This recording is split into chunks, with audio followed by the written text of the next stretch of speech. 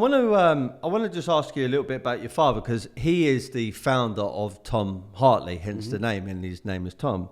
I've got here, I wrote this down earlier, that he actually walked out of school at 11 years of age to pursue being a business person. Did he really walk out at 11 years of age? As did I. Wow. Yeah, as did I. It's like a family trait. And then I've got here that by the age of 17, he made his first million. How true is that? Yeah, no, it's all 100% true. We're talking his first million when he was 17, which would be in 1978. So £1 million in 1978 was a lot of money. Yeah. It's a lot of money now, but it was a lot of money then. Phenomenal. As you can see on my nose, I'm a boxer, and Friday mornings is sparring from me. So typically the staff and also a lot of my clients, unfortunately, I've always got to do the same talk with them, like I do boxing and raise money, etc. So my background is boxing. I've had 16 fights. Last fight was last year. And anyway, a lot of the people that I spar with and fight against are travellers. And I was actually doing some research that your father, it was a Romy gypsy from Glasgow. Is that right? I've had a lot of successful entrepreneurs on my podcast who also got a very, very similar background. Alfie Best Jr., a lot of boxers, etc.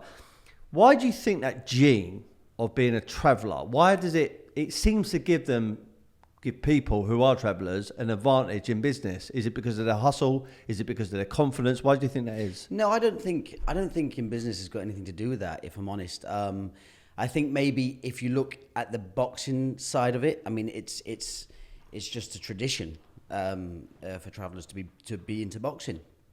In business, I don't feel it gives anyone an advantage or a disadvantage. What where you're from or what you are, I just think predominantly it's that will to never give up and to keep going and to not take no for an answer. But anyone can have that instilled in them. So I don't think in business that makes an advantage. I was just leaning on the fact that they seem to have so much confidence. I've never met a shy traveller. They've always got a bundle of energy, very, very confident, and they're very good at selling. On that note, who's a better salesperson, you or your dad? If you buy something right, you don't need to try very hard to sell it. So the selling's all in the buying. Yeah. We work really well together, and everything I know I learned from him. So I suppose you've got to say him really in that case. Doing a bit more research, in 2018, the 22nd of May, the Mail Online, and they don't always get everything right, they said that your net worth back then was £23 million. When was that? 2018, the 22nd of May. How accurate is that? Yeah, I think it'd have been quite accurate, yeah. And your dad, 130 million. How accurate is that? Well, neither of them would be very accurate in today's terms, but back then probably, yeah. I mean, look, you're a young man, you got a whole heap of goals and achievements to hit over the next 5, 10, 15, 20 years. That's a staggering amount of money that you've achieved so far. How do you feel when you hear numbers like that? I'm not really too, I don't really get caught up in it too much. I never stand still long enough to look at the view, if that makes sense.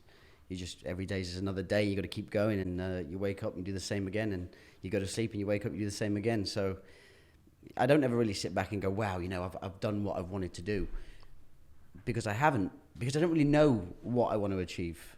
There's no end goal. It's just keep going.